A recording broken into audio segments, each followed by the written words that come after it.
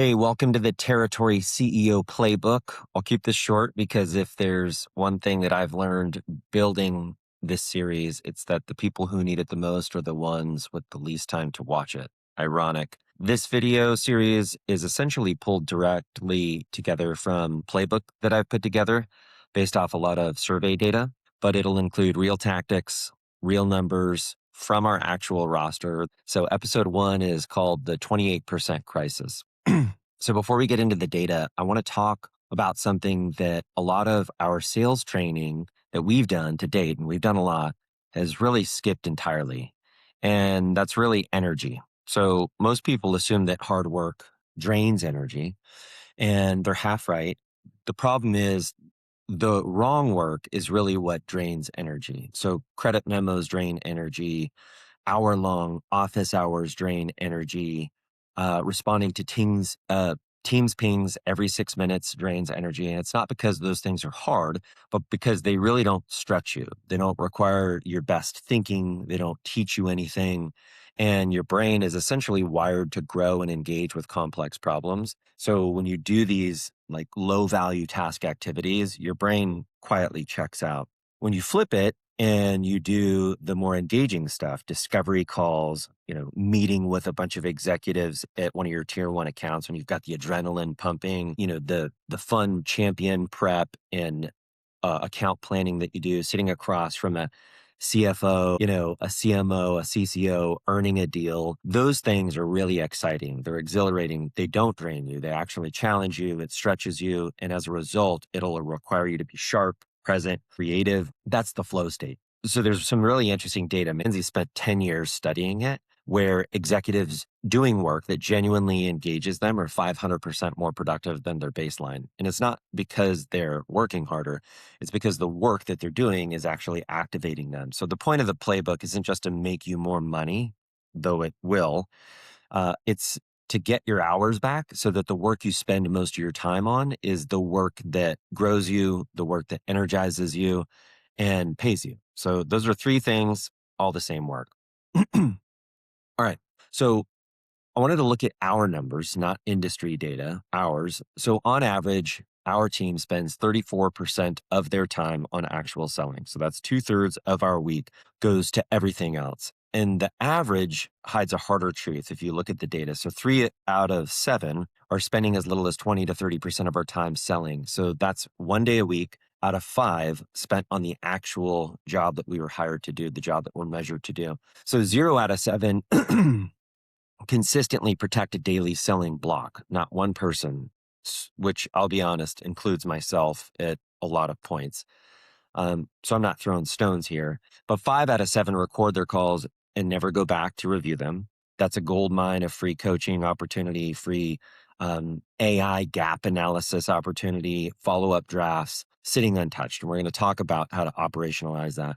And then 100% of this team said internal meetings are eating their selling hours. Every single person on this team said that. So it's not a motivation problem, which I think was really important for me to see. It's not a talent problem. It's really a system problem. And the good news is that systems can be fixed. I asked everyone to describe in their own words, real quotes, anonymized, of course. And I just wanted to read a couple of these. I would love to pivot away from being reactional.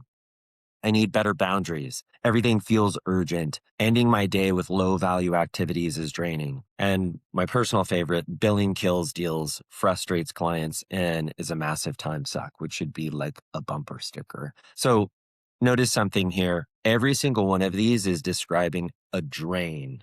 And it's not from hard work, it's from the wrong work. So that's the 28% crisis in essentially your own words. So they're not complaints. To me, it's more like a diagnostic. So let's put a real number on it. This is what's really interesting when you start to quantify things. So let's take 50 hours a week. We all work pretty hard. 48 working weeks. That's 2,400 hours a year. So at our team average of 34% selling time, which is really giving us some extra basis points, you're actually selling for 816 of them. So the other 1,584 hours is essentially gone. And it's not going to like vacation or learning a new skill like the piano. It's just literally disappearing. And so for 3 reps at the low end, 20 to 30%, that number drops to as few as 480 selling hours a year. So that's 20 days out of 240 days of work a year. So just hold that number, because the next slide is going to show you exactly what each of those hours is worth. And I think it's really important to start thinking about quantifying your time. So here's the number that should like permanently damage your brain in a good way: $6,700.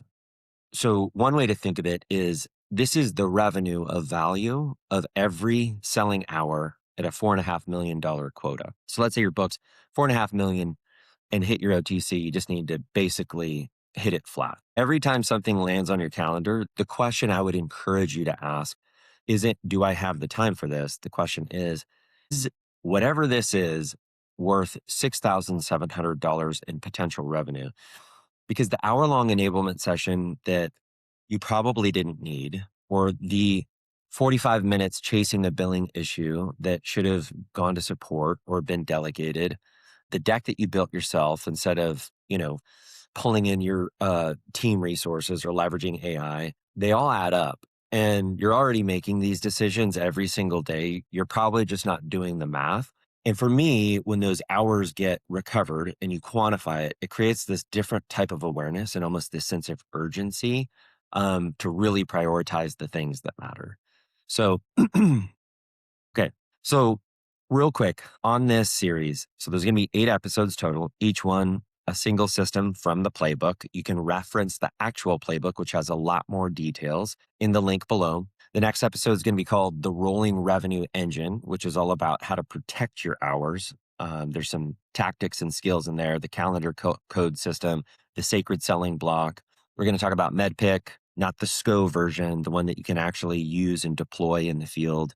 We're going to talk about the force multiplier stack, which is how to leverage your business partners strategically. Obviously, the one I'm super excited for is AI in your tech stack, how to really deploy AI into your sales workflow.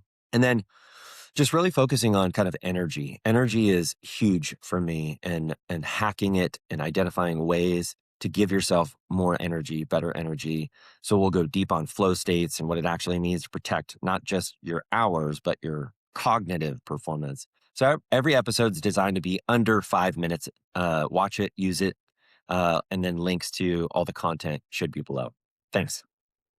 All right. So look, in closing, you're not paid to be busy.